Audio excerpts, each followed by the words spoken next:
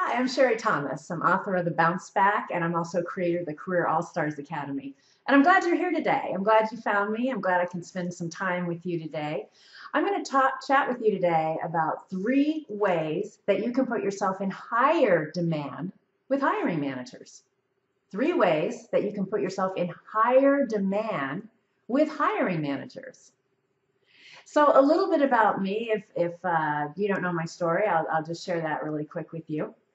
I started out my career as a disc jockey. I was one of the few women in the country to have my own morning show as a disc jockey. Then I went into television, I went into advertising. I've actually worked for 3 Fortune 100 companies. And one of them I'm still working at. I've been there for over 10 years. I'm having fun. I'm driving my career. And so I've had a really interesting career. I've been able to transition from industry to industry, but also from job roles to job roles. So like I said, I was a disc jockey. I went into television. I was a marketing manager for American Express. I was a program manager for technical SAP projects. Now I teach management development, leadership development, career development. And so because I've been able to transition and reinvent myself into different companies and different job roles, I actually wrote a book that's called Career Smart, and it's on Amazon's top 50 list for personal branding books.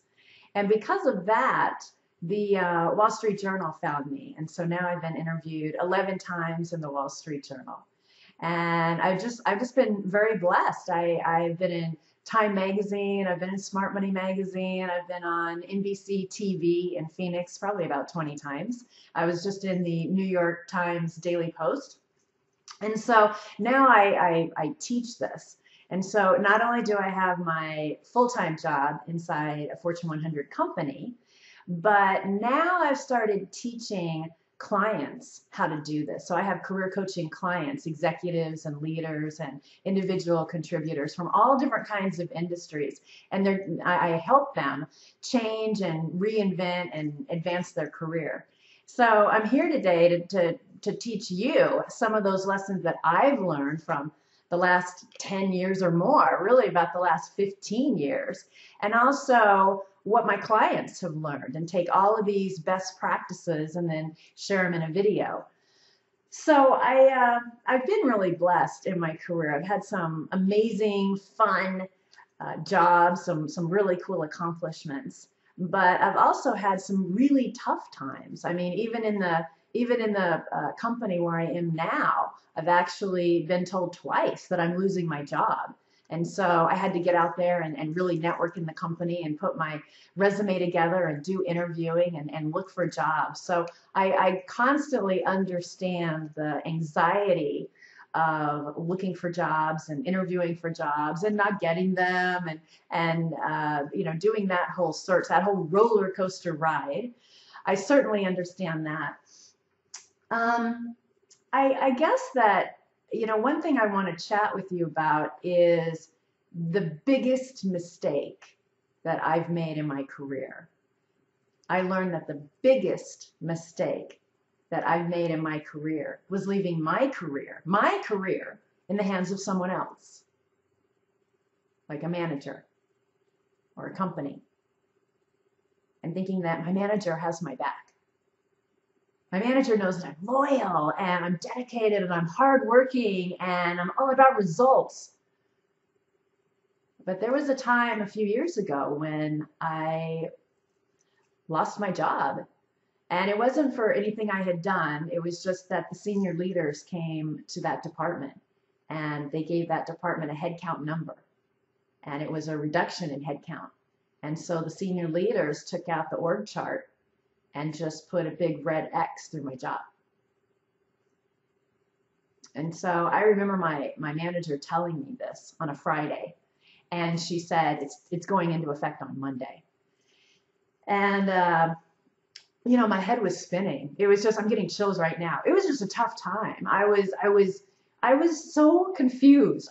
It's beyond my comprehension, and it still is, how you can do every single thing that your manager asks you to do. And you can do it well, and you can do it with a good attitude, and you can have a great relationship with your manager, and then all of a sudden one day it's like, poof, sorry, your job is gone. And that's tough. So my head was just spinning, you know. I mean, you instantly start thinking or talking to yourself like I do, you know, about how you're going to pay the bills and the mortgage and the car payment, and it's just you start spiraling out of control so fast. And so, anyway, in that whole mix of emotions over the next, I don't know, week or 2 weeks or whatever, you know, I went through a state of just really not being able to believe it, complete denial, but it was real. So it was a mix of just denial and confusion. How did this happen? What did I do? What did I do? What did I say? What did I do? What didn't I do? What didn't I say? Maybe I should have done something else. You know, just going all through tapes in my head, replaying conversations and things like that. And so it just got to a point where, man, it's just tough. And if you've been there, I feel for you. I definitely feel for you.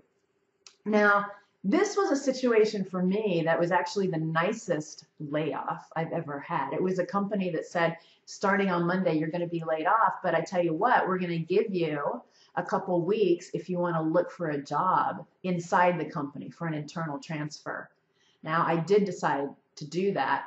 And I did land, and that's how come I've been with this company for more than 10 years. But it was just a real wake-up call to me, because I kind of stepped back a little bit, and I started thinking to myself that this wasn't the first time I had been laid off. I had been laid off before. I worked at a TV station, and I just loved that job. That was like an awesome job, and I was there for about 4 years, and the station sold. And it sold to a group of people, and they brought their own team in, and I got laid off. And so anyway, I started thinking about my career as I was in this journey, figuring out, you know, where am I going to land next? And I started realizing that I can't put my career in the hands of someone else, like a manager, because it's not her job to look out for me. Her job as my manager was to look out for the department and help the department grow and thrive. Her job is to actually look out for her job. I started thinking, you know, she has a mortgage and she has car payments, she has all these bills. And so I started thinking like, so if she's not looking out for me and my career, then who is? And I realized I really wasn't. Up until then, I'd been very reactive in my career. And I started really realizing that being nice and so what I mean by that is, like, if somebody wanted to hire me, I thought, oh, I'm supposed to go work for that person. Or if I had a manager say, go do this, go be on this project, I went and I was on that project. Or if they said, go lead this team, I'd go lead this team. Whatever they told me to do, I would go do. And I realized that just wasn't working for me. You know, I've been laid off, and I've been laid off before, and I just thought this being nice really isn't working for me. At that time, I wasn't really that happy with my job role. I wasn't really happy with my job title. I certainly wasn't happy with my paycheck. And so that experience was really just a huge wake-up call to me that I need to figure out, instead of being reactive all the time, I need to figure out how to be proactive. So that's the journey that I've really been on. I set my mind to that. Now, when I was in this phase of trying to figure out and trying to land my next job in the company, I just happened to be reading a book by Jim Collins called From Good to Great. I don't know if you read that book. It's been on the New York Times bestseller list for a long time. And Jim Collins very eloquently talks about how it's an organization's responsibility to put the right people in the right seats on the bus. And if an organization can put the right people in the right seats, then the people will be happy, and they'll be motivated and engaged and inspired and more productive. And then the company will be more successful. Okay, I get that. I respect that. But I started looking at it like, I want to be the one to figure out what the right seat is on the bus for me. I want to be the one to figure that out. So I grabbed a piece of paper and I just wrote on it, mission statement, I am driving my own career. And I had No idea what that meant. I had no idea. I just knew that I just knew at that moment I have to stop being reactive. I have to start figuring out how to be proactive. I have to really think about, am I on the right bus? And of course, the bus is a metaphor for, are you with the right company? But I had to figure out, am I on the right bus? And so I just let myself sit with that question while I was, my mind was swirling and I was in this state of, embarrassment and I was angry. I didn't even know who I was angry at, but I was angry because I didn't have a job. And so I couldn't answer that question because my mind was like, in this negative state. And so I just made myself sit with that question for about 3 days. It took me 3 days before I could answer that question.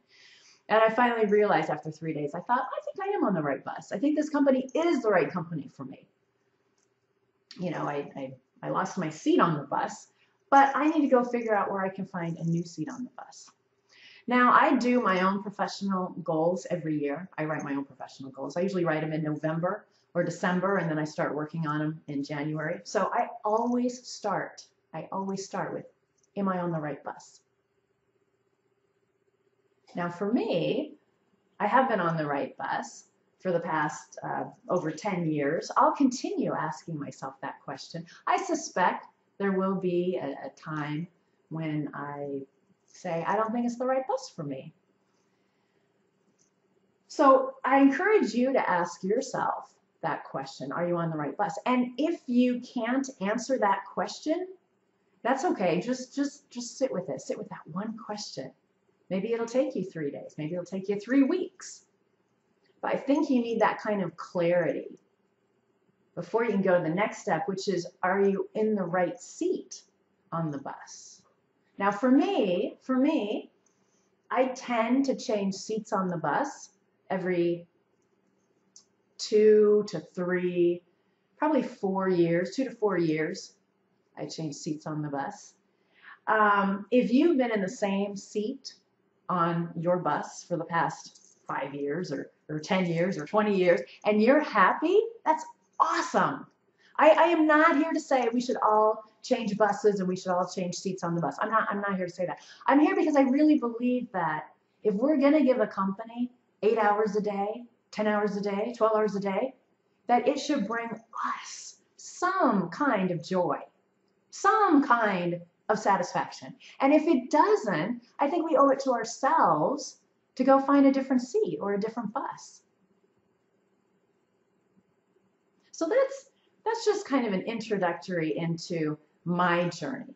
So I started this about 10 years ago, really trying to figure out, how can I be more proactive in my career and really drive it to a place where I feel great about what I'm doing. I'm working on, fun challenges, cool challenges, and I feel valued and appreciated. I wanted all of those things because at that moment when I was laid off, I didn't feel any of those things, and I hadn't felt some of those things in a really long time. So now I use strategies myself. I'm always learning. I'm constantly learning. And I share those strategies with clients, and now I want to share those strategies with you. So let's get into 3 ways. These are 3 ways that I found that have helped me put myself in higher demand with hiring managers. Higher demand with hiring managers. So the first one here, I want you to be niche-y. I want you to be niche-y. What does that mean? I know, I hear you saying that. So I talk to a lot of people who come to me because they want to reinvent themselves. They want to change their career in some way. And I think the reason that I've been really successful in doing that is because I figure out what the key skill is, 1 or 2 skills are that I want to use. And I role model those skills. I talk about those skills. I talk about those results that I've had with those skills. I talk about them in my networking. I talk about them in my interviewing. I showcase them. I splash them all over my resume. I am really, really niche-y. And I know that you might be thinking that you should go wide. And if you go wide and you talk about all the skills that you have, that more people will be interested in you. But actually, it doesn't work that way. It doesn't work that way at all. In fact, I was on a radio show a couple weeks ago. There's a gentleman in healthcare, and he was a director of operations in healthcare in, I believe it was Kansas. And he was very successful, and then he lost his job. And he stayed there for, I think, a year looking for a job. He couldn't get a job, so he moved to a completely different state, starting out fresh. He didn't have a network, though. And so I asked him how long he'd been looking in this new state, and he said about 8 months. So that was, that was over 18 months he's been unemployed. And so he wanted my strategies. The radio show was to help him. And I asked him what he's been trying. What has he been doing? And he said, well, he's been networking. And I said, how are those conversations going? And he shared with me that at a point in the conversation, when people say, what is it that you're looking for? He says to them, I'll do anything. I'll do anything. Oh my gosh. Well, no wonder he's not getting a job. People, hiring managers, they don't want someone who can just do anything. They want someone who is a subject matter expert. They want someone to take over this piece of work. And they have a problem. They have a huge problem in the organization that needs to be solved. And this piece of work is to solve it. And they want someone who is has so much expertise, skills, experience in this particular area that they can just go in, hit the ground running, make a difference. So put yourself in the hiring manager's shoes. The hiring manager doesn't want someone who says, I'll do anything. The hiring manager wants someone who talks about these skills, talks about their successes, talk about the big results they get with this area. That's who they're looking for. That's who they're going to hire. And also, you want to talk about this in your networking opportunities, because he is going to people, he's going to like associations, and he's going to business networking events, and he's saying, I'll do anything. Well, they might want to help him, but they don't even know how to help him. They don't even know how to say, well, you should go talk to so-and-so about a job, because he's not talking about any specific skills. So I've used this myself several times, and I think this is why I was able to successfully transition into different companies and in different industries and in different job roles, because I would get really, really nichey.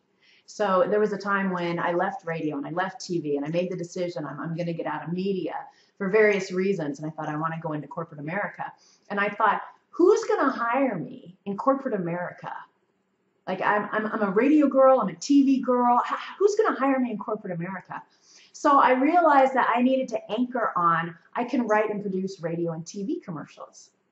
And that to me sounded so nichey, like who's going to hire me? But I found out advertising agencies hire me, marketing agencies hire me, companies hired me. So American Express hired me to be their marketing manager so I could go in and do that for them.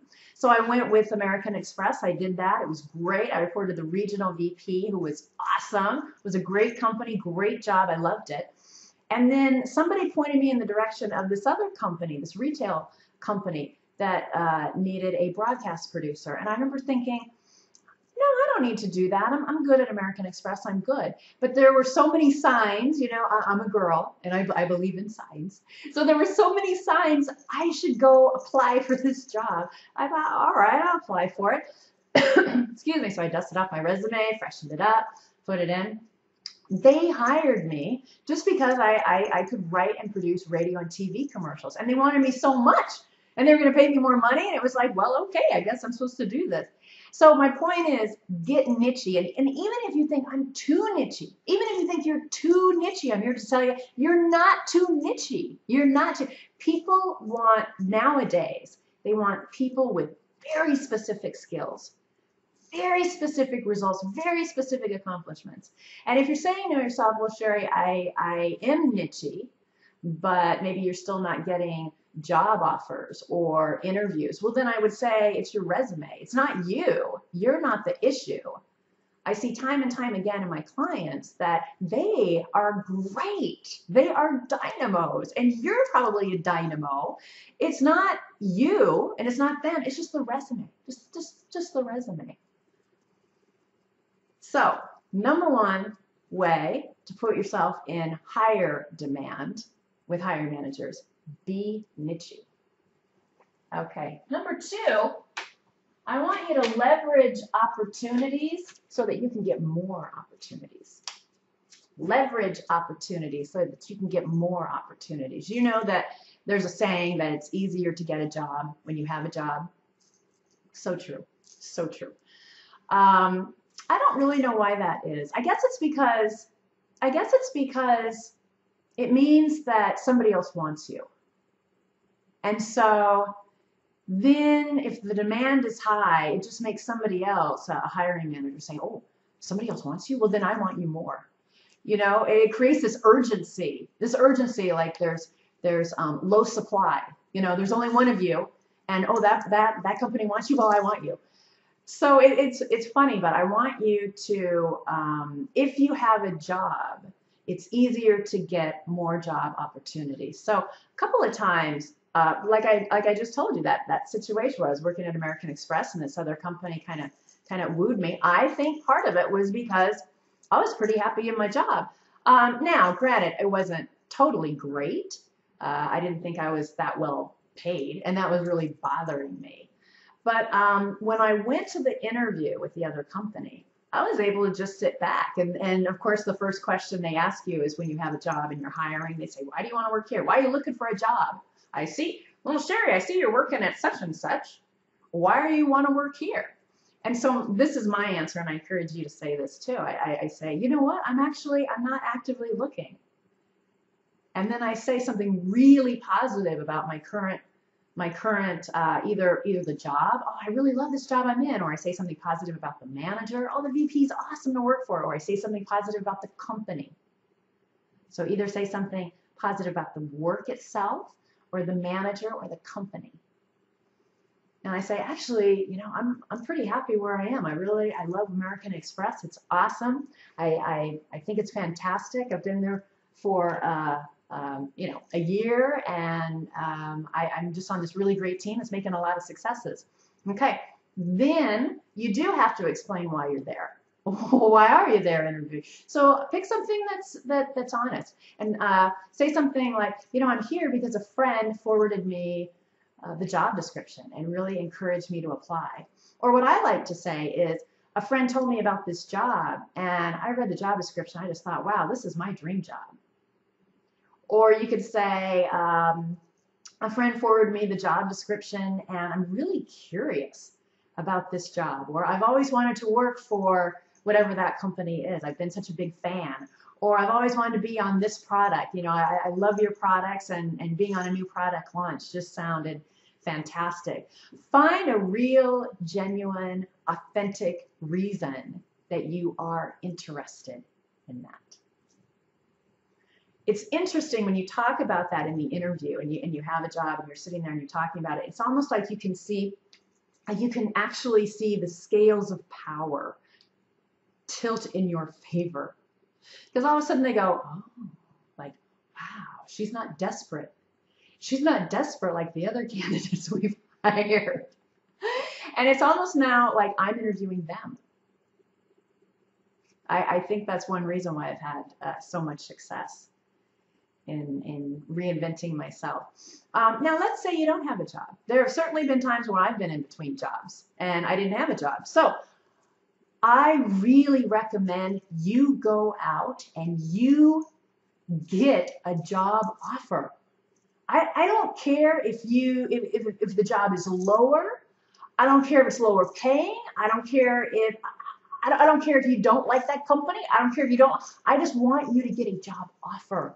I want you to get a job offer. Or you don't even have to get the offer. Just be in conversation. Just go through the interviews. And because I want you to be able to say in the job that you want, yeah, I'm actually talking to a couple of different companies right now about being a project manager or helping their sales team or whatever it is. You don't have to let them know it's low paying. You don't have to let them know you don't want to work at this other company. But by just saying, I'm actually talking to this other company now about helping them with their marketing campaign. All of a sudden, they see you, oh my gosh, somebody else wants you? You're in conversation? Oh my gosh, we got to hire you right now. It creates this urgency, this anxiety of them wanting to hire you. So whether you have a job or you don't have a job, I want you to go out and I want you to get opportunities so that you can leverage those opportunities for more opportunities. Okay? Sound good? Okay. All right, so now let's go to the third one. The third way that you can put yourself in higher demand, with hiring managers is with your resume. I see so many resumes that don't look good. And like I said earlier, a lot of times with my clients, they're thinking that the problem is them, and the problem isn't them. The problem is just their resume.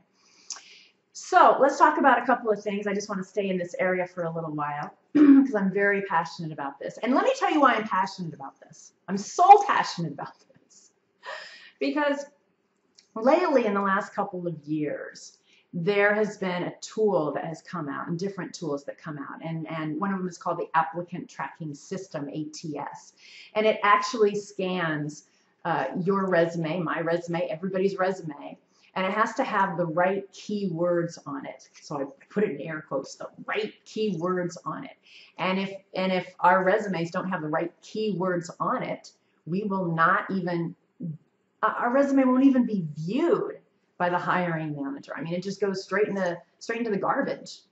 And it bothers me. That bothers me so much because I really believe that if you and I apply for a job and you have better skills, great, then you should get the job. If you have better successes, great, you should get the job. If you have better training, education, whatever it is, great, I believe you should get the job. What I don't believe is that you can't even interview for the job unless you have the right keywords. That bothers me. That bothers me. So I set out on a personal mission to figure out what the right keywords are. And now I teach clients how to do that, executives and leaders and professionals. And now I want to teach you because I just feel like we shouldn't be shut out because we don't know these secret words. So here's what I want you to do. Here's what I want you to do. If somebody calls you and says, hey, there's a job opening in my company, send me your resume. I don't want you to send your resume. And I know you're saying, what? That doesn't make any sense. I don't want you to send your resume. You are absolutely not to send your resume. What I want you to say is, wow, that's great. Thank you so much. Can you send me the job description? Can you send me the job description? If it is a real job, then it will be advertised. It has to be advertised by law.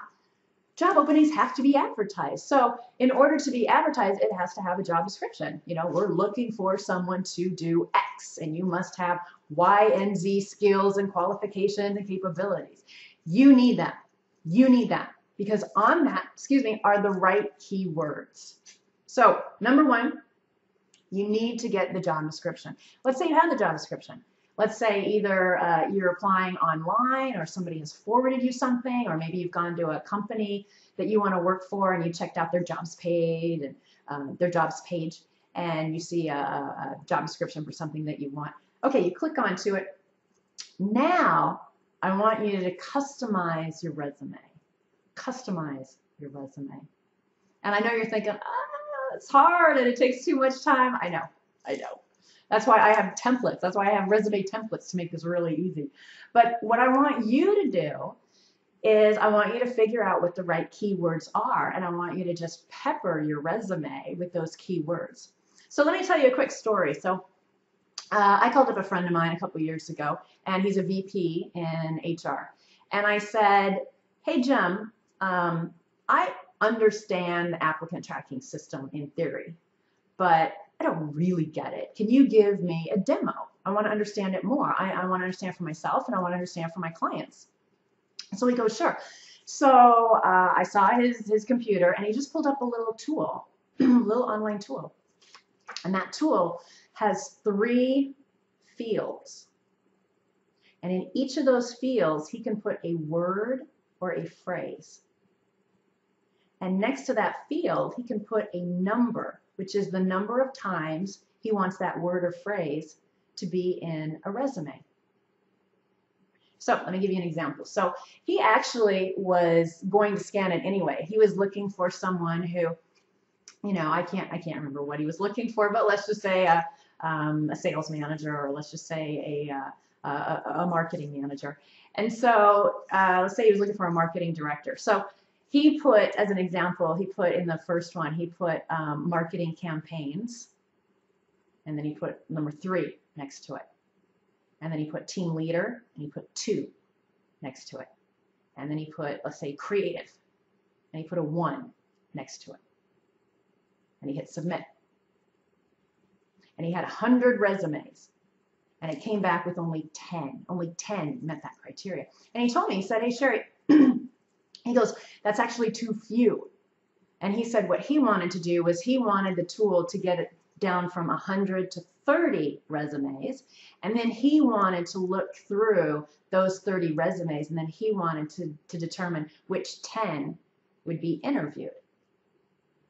So I said, okay, so what are you going to do now? And he said, well, I'm going to manipulate the tool. So he went back, and instead of saying marketing campaign 3 times, he wrote marketing campaign 2 times.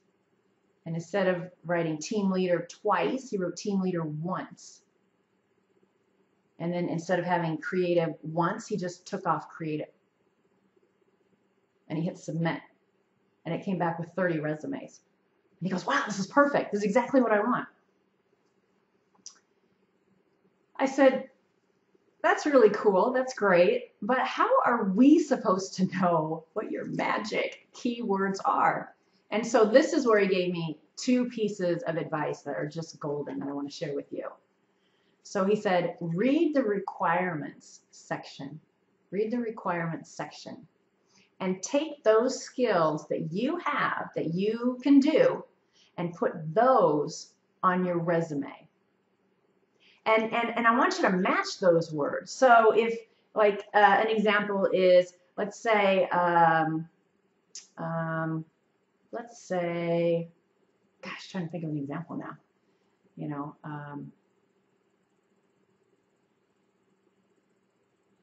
Creative, let's say it had like business analyst on there. And let's say you were a product analyst, or let's just say you were an analyst. I want you to actually write business analyst. All right, I want you to match those words. Those are the key words that are in there. I want you to match those words. Again, only use those skills and those words that you actually have, because the worst thing would be getting into a job and 2 or 3 months later getting laid off and then having to explain that. It's just, that'd be a mess. So only be honest and put the skills and qualifications that you have. So that's the first thing he said. That's the first thing he said. Then he gave me another gold nugget. And he said the other thing to do is, how a job description has like 3 or 4 parts to it, different sections. It has job description and qualifications and then requirements and, all these sections. He said, read all of those. And if you see a word or a phrase that pops up in all of those, if you see a pattern, that's a really good indication it could be a key word. I love that. I love that. So those are 2 great ways that you can customize your resume and make sure that you use the right keywords in your resume. Okay, and then the third thing about the 3-part resume template is now there is a resume template. Years ago it used to be just your resume. You needed to have a good resume, and then all of a sudden it was like you had to have a good resume and a cover letter. And now it's a resume, it's a cover letter, and it's a skills matrix. It's all kinds of stuff out there. So you want to make sure that you have the right resume template, that you know how to do the skills matrix. This is stuff I do myself.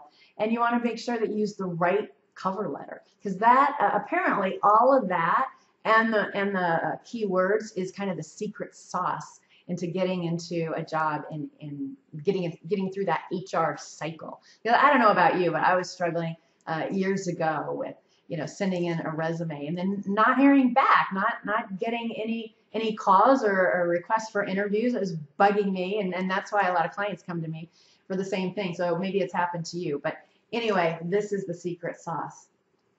So if you're interested, if you want more information on this, I actually have a DVD that I've created that just goes really deep into the resume area. It's so deep. There's so many intricacies on the resume that I actually had to create an entire DVD just for the resume itself. So it's part of a program that I have, a DVD program that's called Getting a Job Faster, and I'll tell you about that in the next video that I send you. If you're interested in that, you can join me in that, and I can teach you all kinds of things. But for now, I just really wanted to share with you these 3 strategies, and I hope you're able to use them. I hope you're able to use them immediately. And I know they've made a difference, an absolute difference for me in my career. And I know they've made a big difference in my clients in their career. So I'm giving this to you, and I hope you use it, and I hope that you're able to move your career forward into a place where you feel valued and you feel appreciated, and you know, you're thriving, you're energized, and it's all good, and you're paid well. So thanks for watching. If you have any questions or you want to leave a comment on the video, please do so. I read all the comments and I'll respond. So that's it. That's what I wanted to teach you today. I hope you enjoyed it. Thanks for letting me come in and talk to you. It's a blessing to be able to talk to you. I'm grateful for it. And I look forward to talking with you on the next video.